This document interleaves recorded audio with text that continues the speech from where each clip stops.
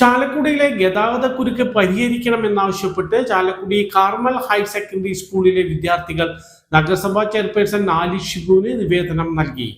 ഗതാഗതക്കുരുക്ക് പരിഹരിക്കുന്നതിന് വിദ്യാർത്ഥികളുടെ നേതൃത്വത്തിൽ നടത്തിയ പഠന റിപ്പോർട്ടും നിർദ്ദേശങ്ങളും നിവേദനത്തിൽ ഉൾപ്പെടുത്തിയിട്ടുണ്ട്.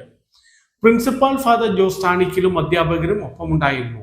Vice chairman K V Paul, കൗൺസിലർമാരായ V J Joji, Shibu Valappan, Biju S Chirayar, Jio Kizhakkunthala തുടങ്ങിയവരും സന്നിധരായിരുന്നു.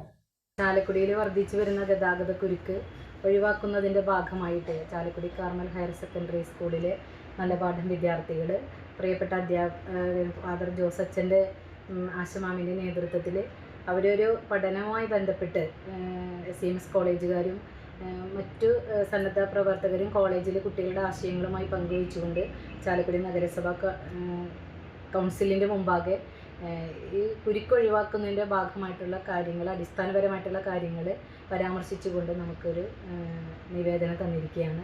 തീർച്ചയായിട്ടും ഈ പുതിയ കൗൺസിലിൻ്റെ ഏറ്റവും പ്രഥമമായ ഒരു ആവശ്യം ചാലക്കുടിയിലെ ഗതാഗത കുരുക്ക് മാറ്റുക എന്ന് തന്നെയാണ്.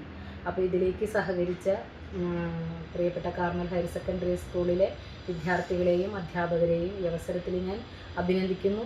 ഒപ്പം ചാലക്കുടിയുടെ ഗതാഗതക്കുരുക്ക് മാറ്റുന്നതിന് വേണ്ടിയിട്ട് പല ഭാഗങ്ങളിൽ നിന്നുള്ള നിർദ്ദേശങ്ങൾ ഇതിനോടകം തന്നെ നമ്മൾ സംശീകരിക്കുന്നുണ്ട്.